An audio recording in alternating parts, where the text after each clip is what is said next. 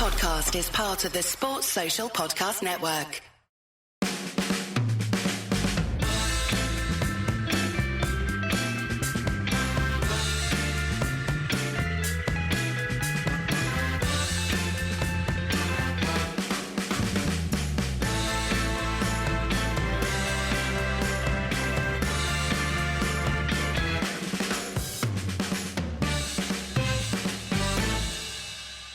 So, Wayne, Ten Hag back in, 3-0 victory at Forest. 1 and a bit feet in the final? 1 and a bit. And, I feel somewhat responsible for our turgid recent form because I said Ten Hag out as a joke and the team seemed to take it seriously because they obviously listened to this and down tools, put in these insipid... No, I'm being a little bit naughty because I don't think the performances were that bad to warrant that kind of criticism. No. But very, very pleasing return to form tonight because the one thing you want to see after a defeat is a reaction. And we have seen that by and large in Ten Hag's reign. And I think if you wanted a reaction, you couldn't have asked for more than what we got tonight. Oh, no. I mean, especially given some of the performances we've seen from some of the other top six, big six in the EFL Cup this year. There's been, a shocker with City losing to Southampton, Southampton taking Newcastle close last night. This was just super comfortable. Again, after struggling to really create anything against Palace or Arsenal, this was nice that United created a lot. Yeah. And 3-0 was perfectly reasonable scoreline given how dominant United were. The one moment from Forest, I guess, where they scored and it was chalked off correctly. That could have been an anxious moment. Wasn't, and United got about their business. I mean, I guess it all helps when Marcus dances around the entire Forest team and puts one away. Yeah. Just to remind, Gareth Southgate was in the stand just to remind him how little he used Marcus Rashford at the World Cup. Yeah. Although you would probably say that thanks to that, we've got a really fired up Marcus with something to prove because if you'd raced him and flogged him all over the World Cup, then we might not have got this kind of resurgent in form Rashford that we see. Yeah, it's a really good performance, really good. Now, here we go, on the chart of what you describe a performance, because at one point in the first half, I tweeted it was accomplished. I think accomplished is probably a tad generous. Everyone, straight after I tweeted that, we had conceded the offside goal. I'm going to revise my description of the performance to tidy. I think that was a tidy 3-0 win. I think we created... I don't think defensively we were troubled. Really, I know that they had a few counters in the first half, but I felt we played like that because, and in a way, United always do. A good United team do play like that. They play open, they invite a team onto them to counter against them. I think we created plenty. We scored. There's never a bad time to score goals. Goals the cliche, but we scored the goals at the right time, especially the third that effectively kills the tie-off. And just a really, really business-like performance. Rashford, fantastic goal. Really, really fantastic goal. And Bruno at the end scoring. And obviously, you've got the boost of Vego scoring as well, because there's a little bit of criticism coming into the media's assessment and some supporters' assessments of his performance. And to be fair, I've been there too. I've not been completely praised. I've not been completely in the praise camp for him. I've seen why he should be criticised. A goal can do wonders for a player's confidence, and I can see what he brings to United's play. The things that we saw tonight. I think he has, as you said about United's performance, he's tidy. Yeah, he does well with the ball at his feet. He's sorry to bring him up, but the guy he's replaced, he's better than Ronaldo at this stage of Ronaldo's very long career with the ball at his feet. He's more helpful to United's play. Now, I think you can criticise Weghorst. I mean, it is probably unfair to criticise him for this, but he's not quick, so there's no point playing the ball into space. Yeah. Ever, basically. It's always got to go into his feet, and that does make it quite predictable, especially since Anthony needs the same thing. Anthony's kind of even worse. At least Weghorst moves the ball quickly, gets it, touch, moves the ball. Actually helps United's play. And he's someone you can play off. He's not the greatest number 9 ever, but he's providing something to the team. And we saw more of it tonight than we saw against Palace or Arsenal, obviously. Anthony is still bewildering me because there's some stuff that looks great. I mean, obviously got the shot in for Weghorst's goal. Weghorst reacted quickly for that one. Good piece of work, did some good stuff. The skills and the touches are nice, but it's just, 70% of the time, the decision-making's the wrong one. When does he go past the player? When does he play the ball? How quickly does he play the ball? When he takes 4 touches, comes back on himself, spins round and allows the opposition to filter back into shape. It's too much. And we have a lot of that. He feels like a sort of 16-year-old kid who's still learning the game sometimes. So that was frustrating. But almost everything else was good. I mean, Varane got a rest, and we hardly saw anything at the back. I mean, Forest had a lot of shots, but they were kind of all pointless ones from non-dangerous positions for the most. So, yeah, the defensive side of things was pretty good. Malacia got some minutes. I didn't quite catch it whether Shaw's injured or was just given a rest. I didn't see that. Hopefully the latter. Yeah. Tidy in midfield. Casemiro, Eriksen, far too good for Forest, obviously. And yeah, it was a tidy, strong performance. You'd have to say this Forest side kind of help you. Yeah, they're not a high pressing, high energy side, and they're not a low block side. They're somewhere in between, and I think they're a nice team for United to play against as a result. Especially given the results over the last 3-4 days or whatever it was, it's just been good to get the train rolling again and rebuild that momentum that's been so strong since the World Cup. Yeah, I think what Forest do that helps a team like United is they are a good team. From what I've seen, this is the first time I've seen Forest in a proper way. I mean, I've watched a couple of games, but not in any sort of detail. Now I've watched them compare. If I'm comparing what I've seen to what they did with United, I think they're a very convenient side for a team who wants to play with economy. And United, when they were playing with economy at their best moments of the game.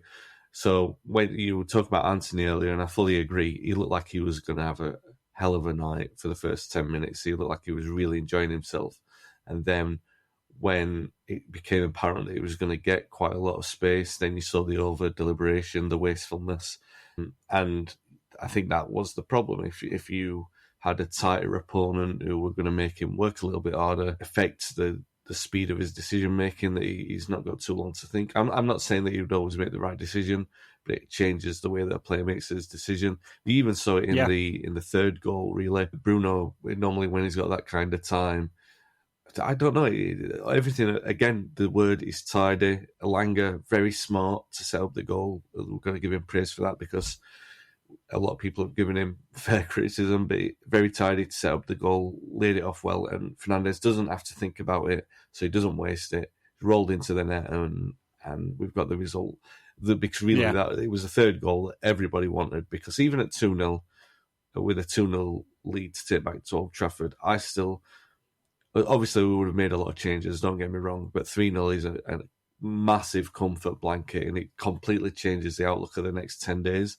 Which I think really does, is what Ten Hag would have wanted, what the entire team would have wanted. You could see, really, in that second half, they were trying for that third goal for that purpose.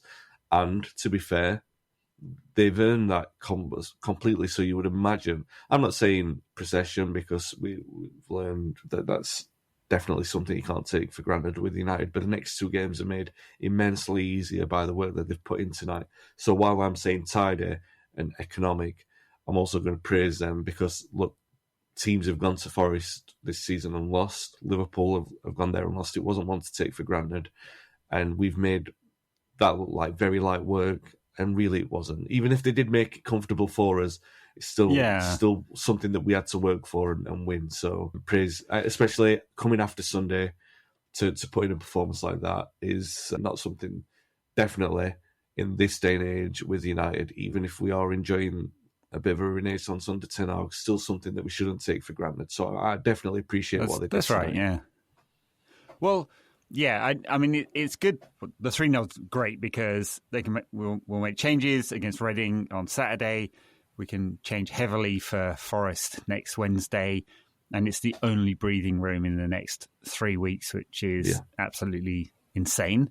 Now, we'll see whether that Leeds match happens or not. Depends on the FA Cup results and everything. But assuming it does, it's going to be Leeds and Barcelona and all the other fixtures back to back to back to back. So this period is a nice one for just resetting, because I think we saw against Palace and Arsenal the kind of impact of a lot of intense games. I think really, especially against Palace, we saw the impact of the intensity of the derby.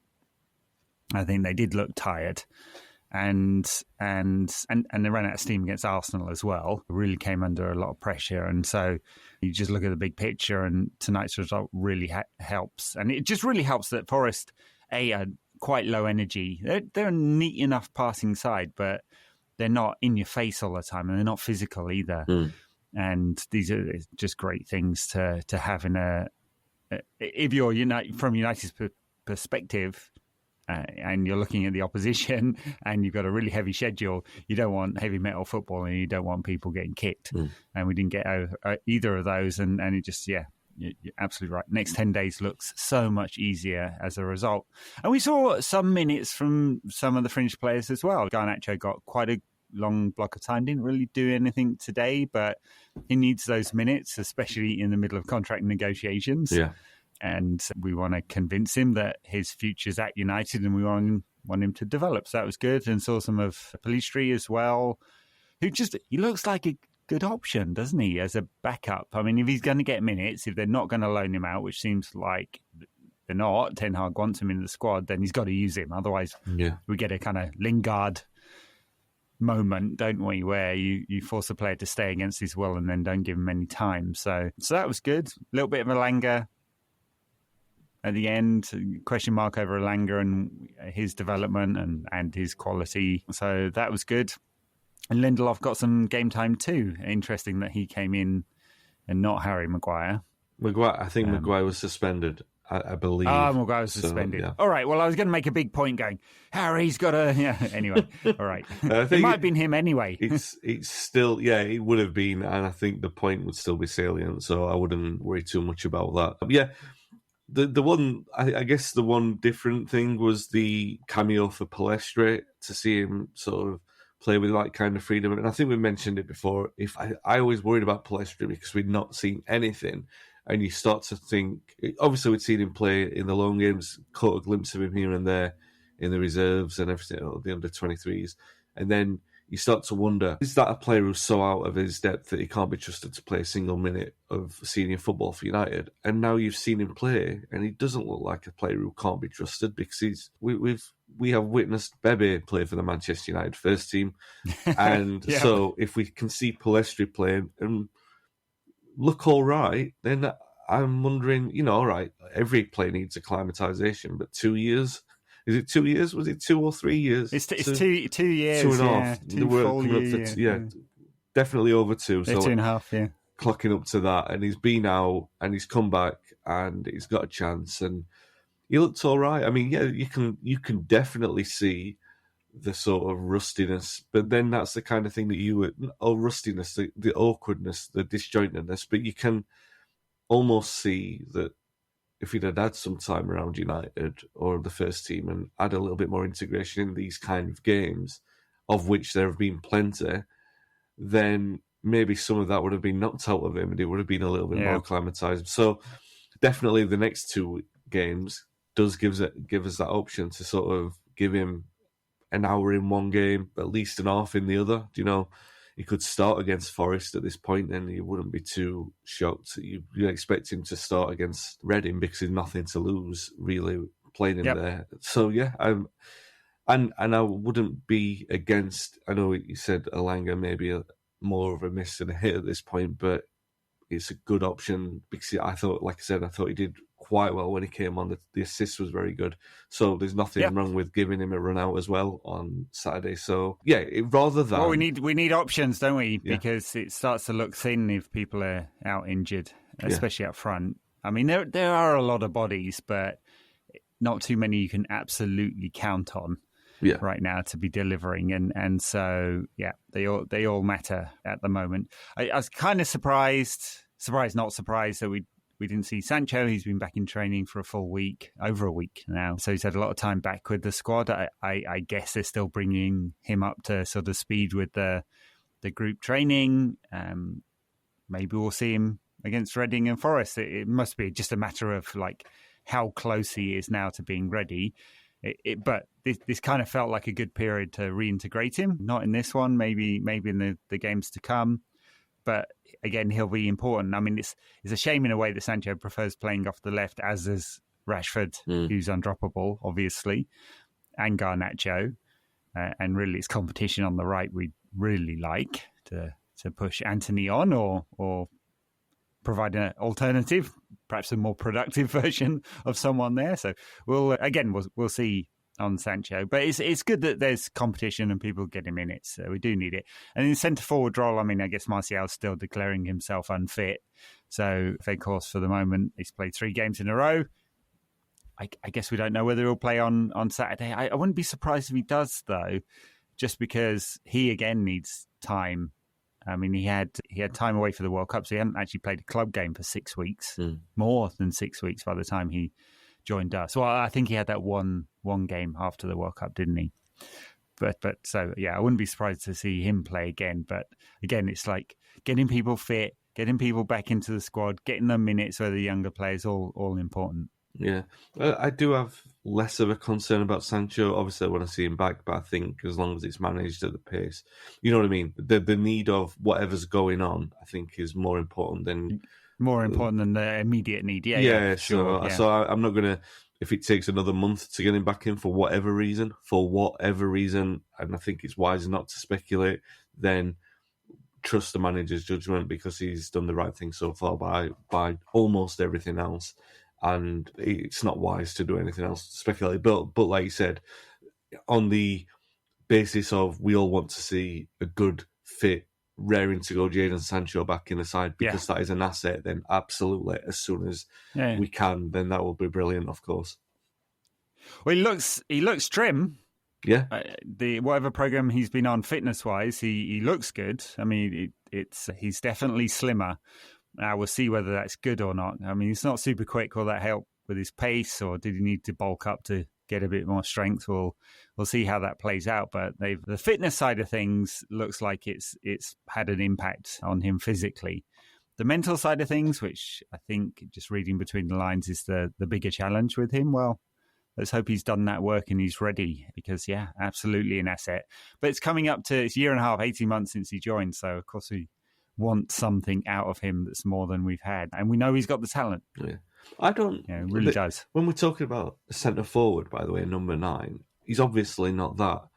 But I do think that the versatility of Rashford and Antony, and we certainly saw it in the early weeks of the season, because Rashford and Sancho were quite good, especially when Martial was playing. I wouldn't discount him playing in that front line on the basis that we all sort of accept he's not a number 9, and what he's actually doing is moving around and creating space for other players. Yeah. I'd be interested to see that on the basis that we don't, apart from Weghorst, we don't have another option. So in games where we can afford to experiment, then I wouldn't be averse to seeing something like that for sure. And I do think there's room for him in that line with Rashford and Antony there as well. I wouldn't discount that completely. No, not at all. Yeah, I'm looking forward to having him back. And the overall picture from this is it's just everything is positive. I actually didn't feel too down about the defeat to Arsenal. I mean, in the end, United weren't very good, and it's a real kick in the teeth because it's such a late goal, and United were very close to getting a draw in that one, a couple of minutes away. Just needed to hold out, didn't manage it, and that's why it felt pretty bad. But the performance wasn't awesome, so kind of would have got away with a point there. And then bringing it back to this game, just the immediate return to what we had before and the momentum. We can forget the 2 games. I mean, in a sense, the Palace game was more disappointing. Yeah. Just because we're a year, well, I mean, Arteta's had 3 years. At the beginning of this year, when they lost a couple of games, Piers Morgan, their super fan, was calling for Arteta to be sacked for about the 75th time. So Ten Hag has achieved in 6 months what it took Arteta 2 and a bit years to get to. So the growth path is there, isn't it? And so in a way, the Palace game was more disappointing because those were the games that United were being so efficient about closing out. Yeah, and let's not forget, we lost at Palace last season with a sort of lazy Fernandes error, which cost us. Yeah, it cost us this time in one aspect. We lost at Arsenal in a capitulation last season. I'm not saying there are good ways to lose, but there are better ways to lose a game of football, and we lost in a better manner on Sunday. Now, we also lost missing our best and most influential player, and a player who's so influential that it completely changes the dynamic of the way that we're able to play in the middle of the park. We can either... We haven't mentioned his name tonight, have we? And he was brilliant again. Exactly, and just quietly so. So if you have Casemiro in your midfield, you have a midfield that's capable of holding onto the ball. If you don't, then Manchester United do not have a midfield that's capable of holding onto the ball. So the dynamic of that Arsenal game completely changed, and we still took it all the way, even though we were flagging from the 60th minute and that goal was coming.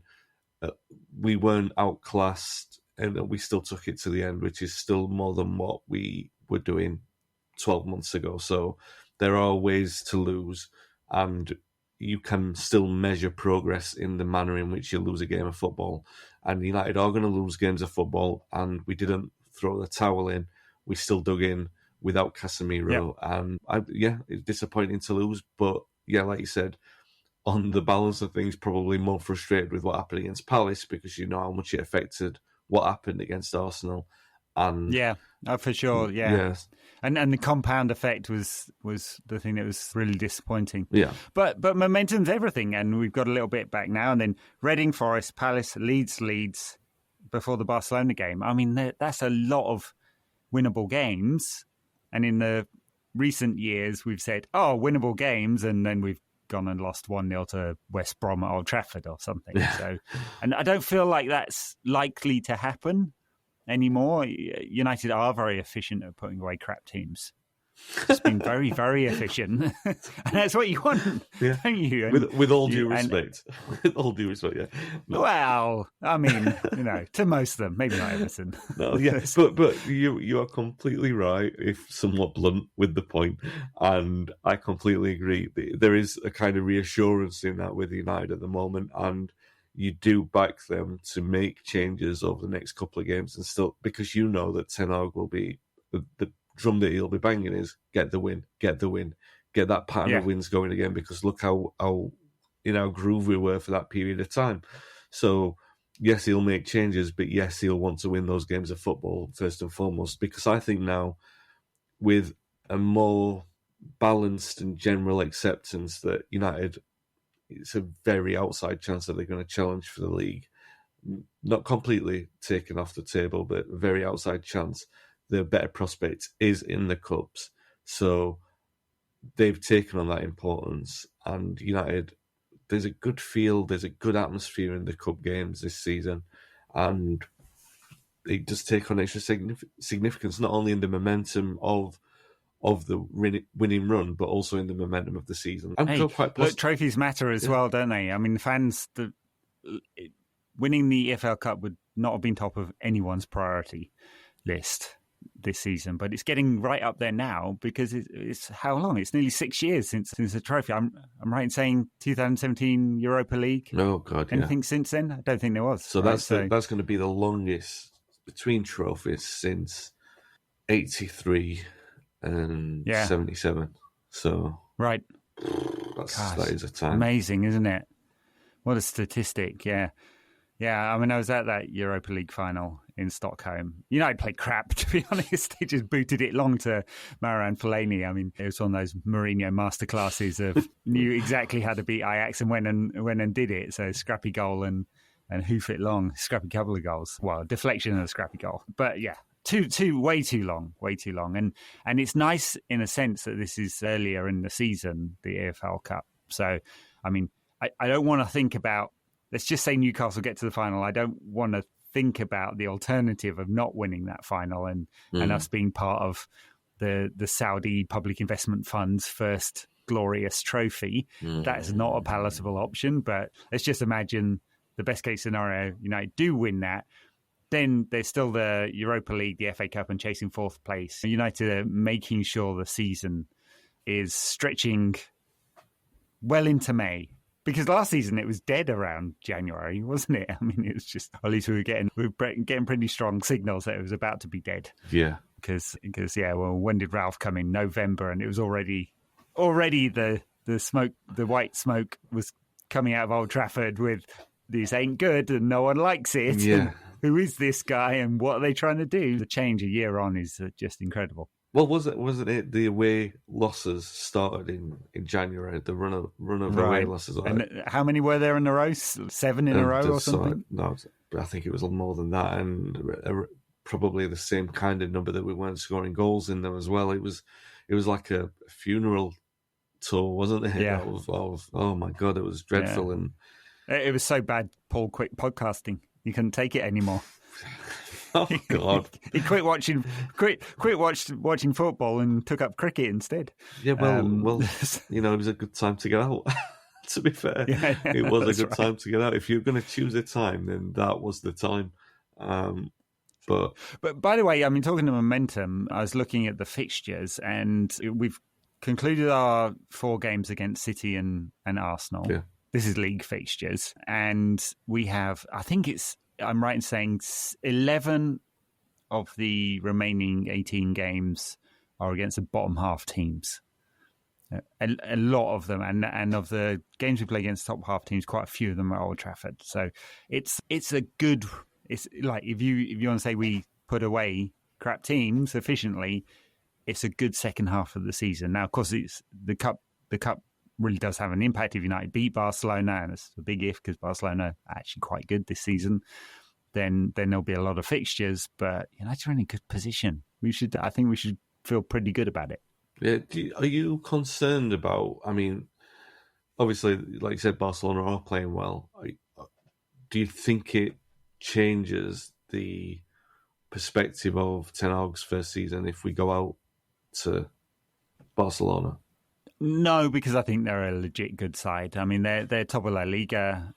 Obviously, they've had all these financial problems, but they've basically kicked that can down the road by selling 500 million euros worth of their future revenue, which will have an impact based on the way that this new profitability rules are shaped. It will definitely have an impact in their future, but they've gambled on winning, driving new revenue that they don't currently have, and as a result, they've got a pretty good team. I mean, you look at their back four; it's not conceding many goals.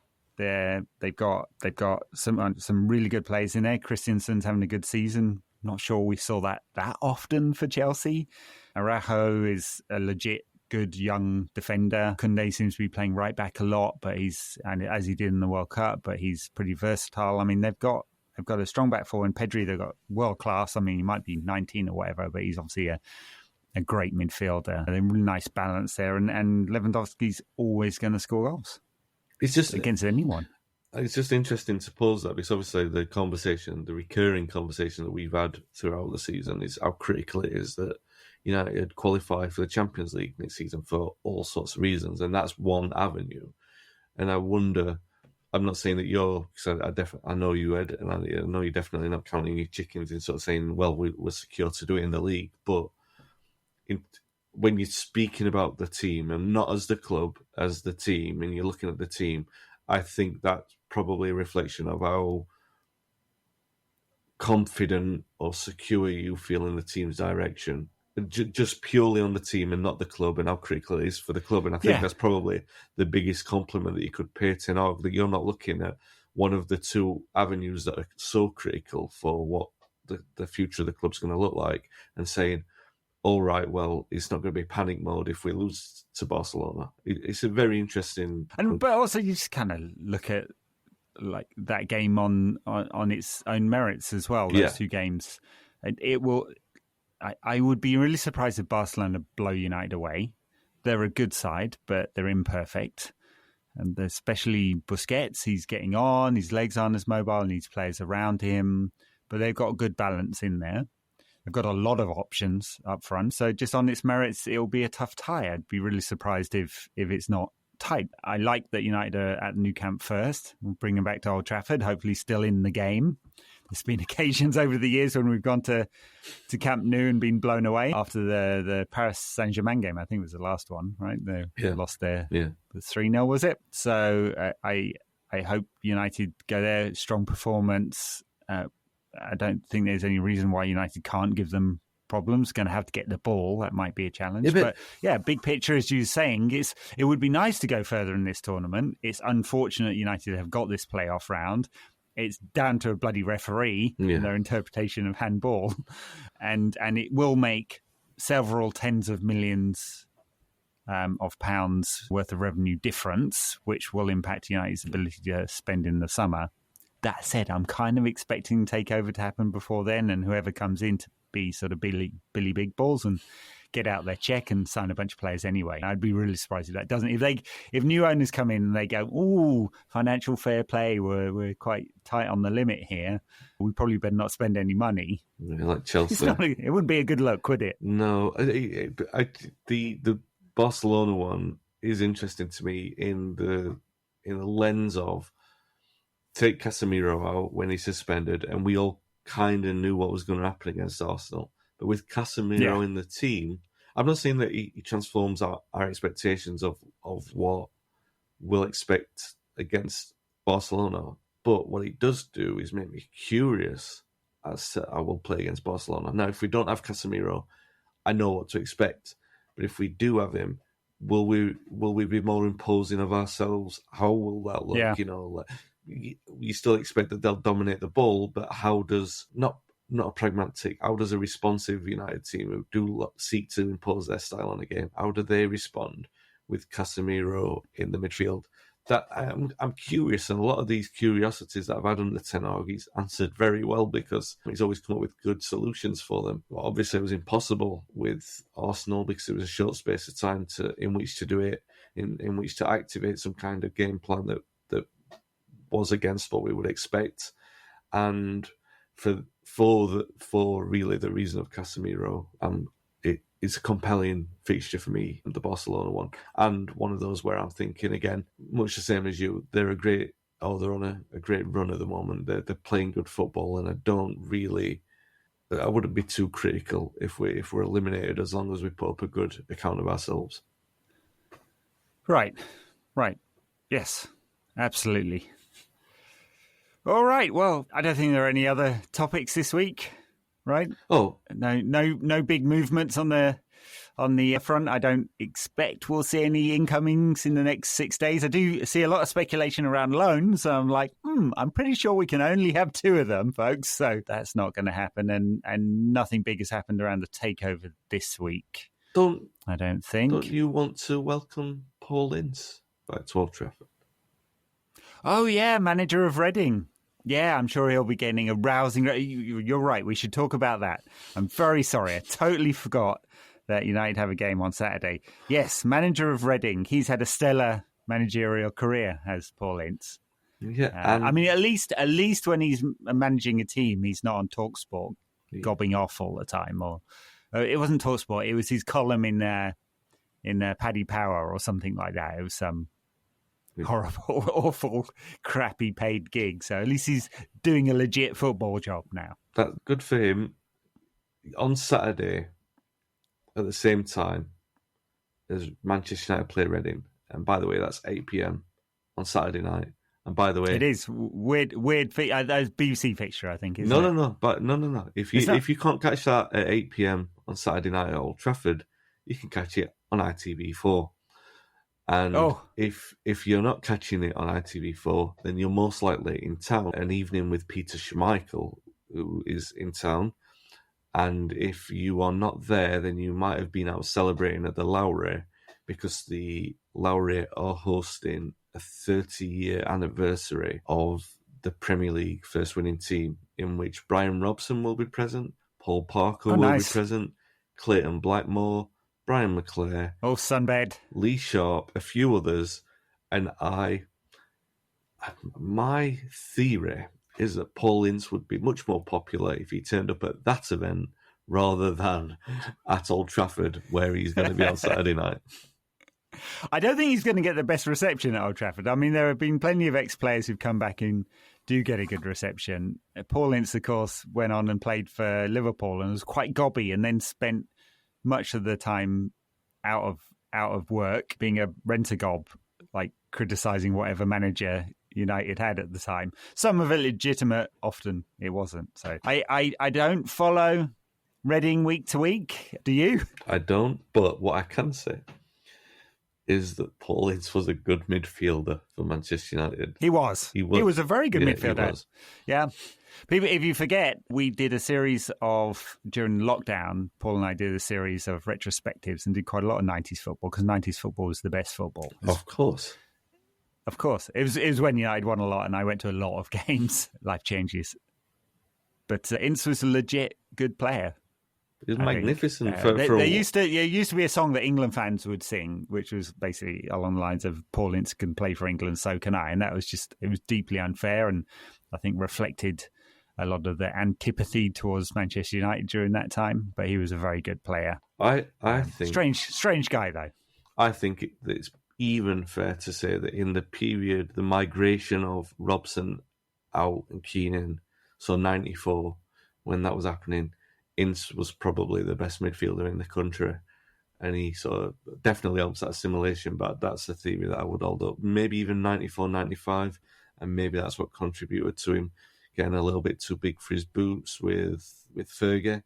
But yeah, brilliant midfield. I don't know how I feel. There are some people who jumped ship and went elsewhere, like Peter Schmeichel, that I don't really, and Mark Hughes even, I don't have the same hostility that a lot of people do, even given the cartwheel and Hughes's spikiness with Fergie over the years. I don't hold resentment for them. I don't know why.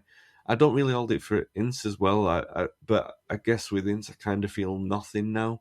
And that's a shame, because I don't like feeling like that about United. But he's been so critical, and I think it was the scoring at the Cup and really loving it, and really loving it. Yeah. It's things like that. Which I think it's the totality, isn't it? Yeah, Sharp was spiky, and he's just that kind of personality.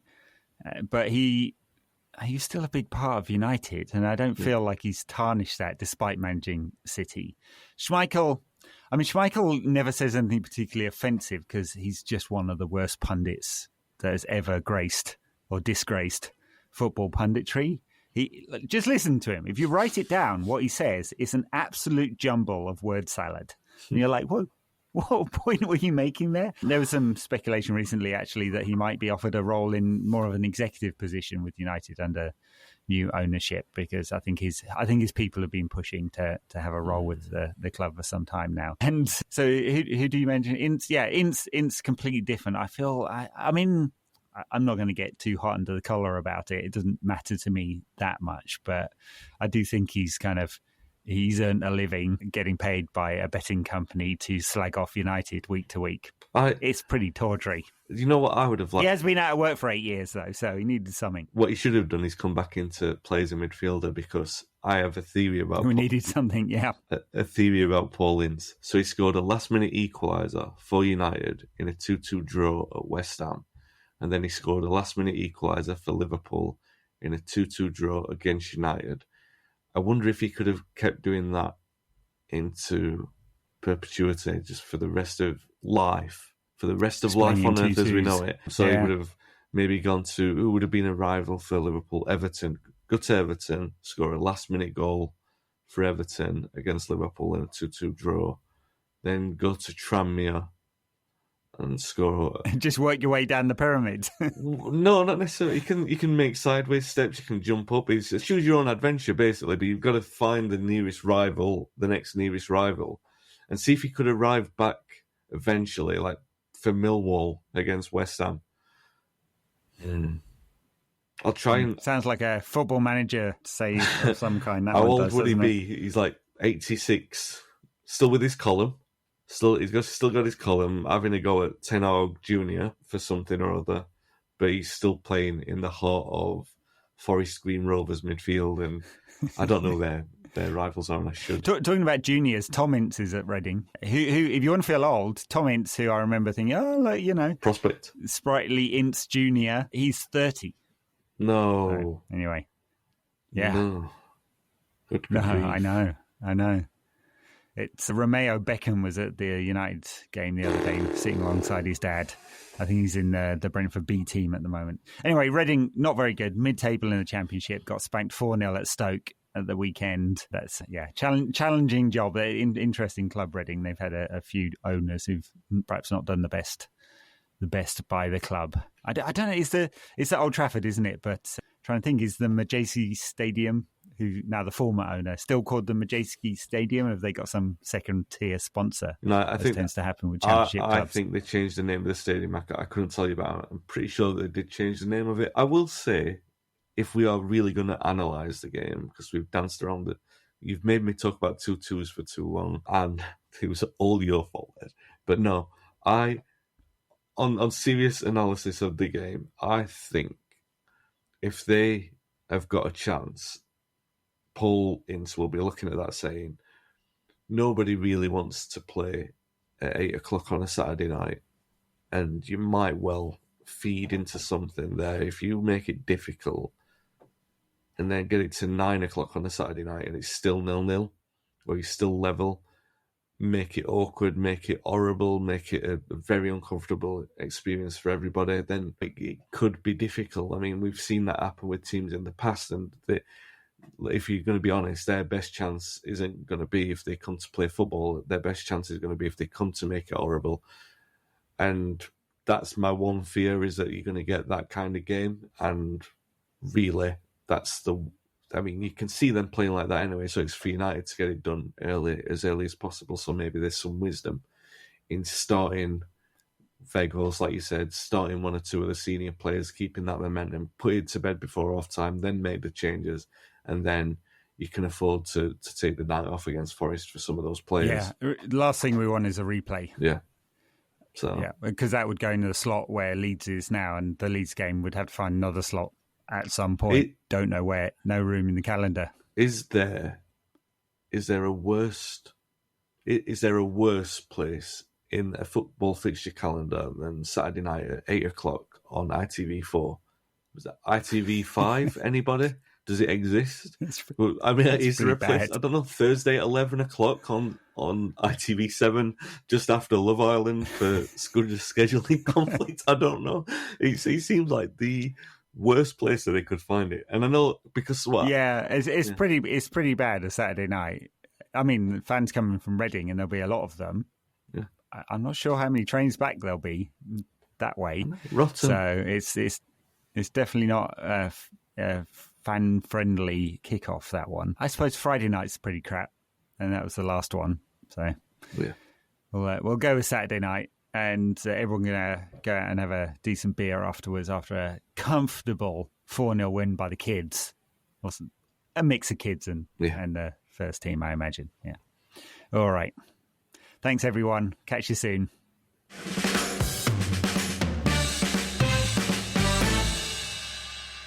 No question about that. It's supported by you, our listeners, through patreon.com/NQAT pod, where you can get access to our weekly ad-free bonus episode talking about football around the Premier League and Europe.